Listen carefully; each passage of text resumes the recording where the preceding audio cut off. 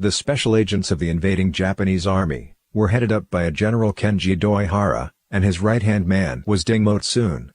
It was thus a top priority for Ding to train some specialized students who could blend in with regular students, thereby monitor them. In this capacity they could spot any traces of anti-Japanese sentiments or activities, arrest and remove those involved.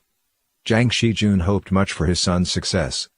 He knew well that only those who have served as special agents could be trusted or promoted in rank by the Japanese army.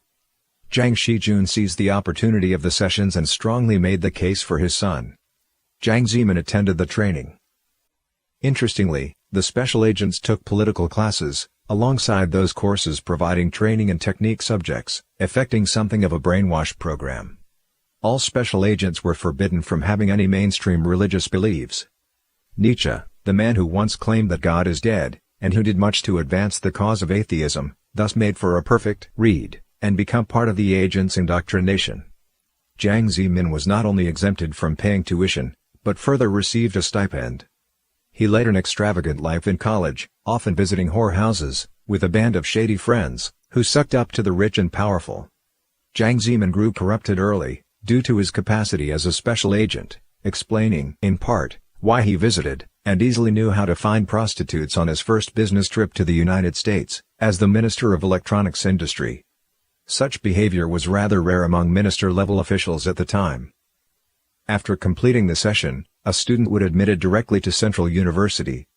Jiang Zemin chose electrical engineering as his major.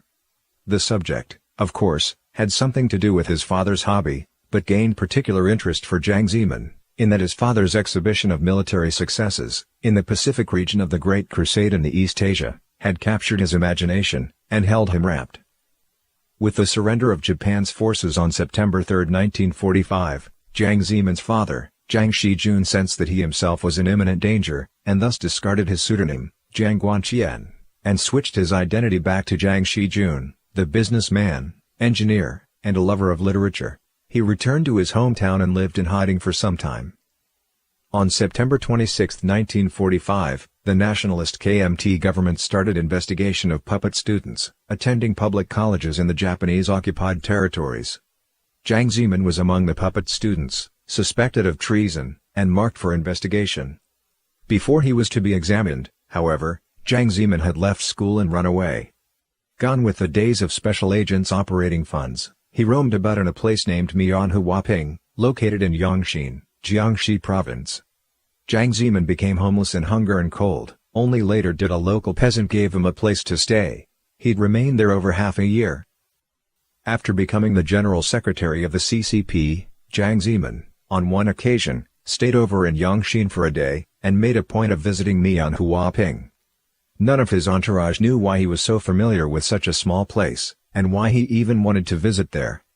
Before he eventually left the countryside, Jiang Zemin wrote down in an old medical book in the peasant's home, that should he ever rise to power someday, he'd certainly come back to visit, and signed his name. In 1997, a descendant of that peasant found the signed medical book. Much to his own astonishment, he proceeded to locate a relative of powerful CCP member, Wei Jiansing, wishing to get advice on what to do with the book.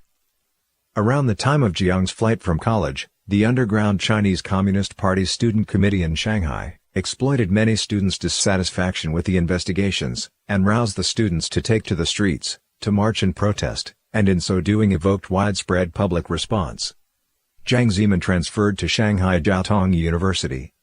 He later claimed that he had participated in alleged 1943 student movement that was organized by the underground CCP.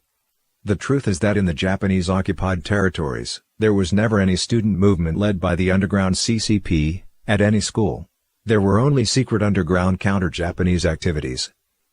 After Jiang graduated from Shanghai Jiaotong University in 1947, he was hired, in 1948, as a technical engineer to work in the power supply section of a food factory, that was later a subsidiary of Beijing Shanghai Hangzhou Garrison Headquarters.